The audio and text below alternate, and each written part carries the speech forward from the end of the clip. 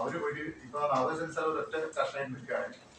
അവര് പോയി കോർപ്പറേഷനിൽ പോയിട്ട് പെർമിഷൻ വാങ്ങി 2 പ്രാവശ്യം ഞങ്ങൾ പരാതി കൊടുത്തിട്ട് തൊഴിലാളി തന്നെ കൊടുത്തു. പരാതി കൊടുത്ത് 2 പ്രാവശ്യം അത് കൂട്ടിച്ചതാണ്. കരുതലും കൈത്താങ്ങലും കേരള സദസ്സിൽ കൊടുത്തിട്ടുണ്ട്. സർക്കാരിന്റെ എല്ലാ ഈ പരാതിയിലും ഞങ്ങൾ പരാതി കൊടുത്ത് ജില്ലാ കളക്ടർ പുറത്ത് കൊടുത്തിട്ടാണ് അത് കൂട്ടിച്ചത്. അപ്പൊ ഇപ്പൊ അടുത്ത് കൊടുത്തപ്പോഴും സർക്കാർ പറഞ്ഞത് കോർപ്പറേഷനോടും കളക്ടറോട് അതിന്റെ റിപ്പോർട്ട് കൊടുക്കാനാണ്. ഇപ്പൊ കളക്ടർ ഓഫീസ് കഴിഞ്ഞ ദിവസം ഞങ്ങൾ പോയപ്പോഴും കളക്ടർ പറഞ്ഞ തഹസീൽദാറൊക്കെ ഞങ്ങൾ അന്വേഷിക്കാൻ വേണ്ടി കൊടുത്തിട്ടുണ്ടെന്നാണ് പറഞ്ഞത്. പരാതിയിലെ കൊടുത്തതിന് സ്ലിപ്പൊക്കെ ഞങ്ങൾ കയ്യിലുണ്ട്. ഞങ്ങൾ വിഷമം 15 കൊല്ലമായിട്ട് ഞങ്ങൾക്ക് ഒരു തൊഴിലാണ് ഇവിടെ നഷ്ടപ്പെടുന്നത്. കാരണം ആ ഭൂമി സർക്കാരിന്റെ ഭൂമി അത് കിട്ടണമെങ്കിൽ മാത്രമേ ഞങ്ങൾ നടപ്പിലാക്കൂ എന്ന് സർക്കാർ പറയുമ്പോൾ ഞങ്ങളുടെ കാര്യത്തിൽ ഒരു തീരുമാനം സർക്കാരിന്റെ ഭാഗത്തുനിന്ന് എവിടുന്ന് വരുന്നില്ല. അതുകൊണ്ട് അത് അനധികൃത പാർക്കിംഗ് ആണെന്ന് ഞങ്ങൾ പറഞ്ഞത്. അതിന്റെ ഭാഗമായി ഞങ്ങൾ VKC നേരിട്ട് പോയി ഞങ്ങൾ കണ്ടു. കാരണം നിങ്ങൾ ആ കേസ് കൊടുത്തതുകൊണ്ടാണ് സർക്കാർ അത് നടപ്പിലാക്കാതെ ഞങ്ങൾ തെളിവ് നിർത്തുന്നത്.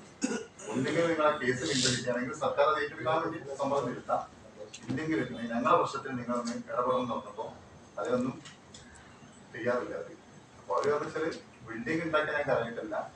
എത്രയോ ആളുകളോട് പൈസ വാങ്ങിയിട്ട് ഒരു VTC എന്ന കമ്പനി അത് വമ്പന പ്രൊജക്ട് കാണിച്ചത് തുടങ്ങാൻ പോകുന്ന പ്രൊജക്ട് ഉണ്ട്.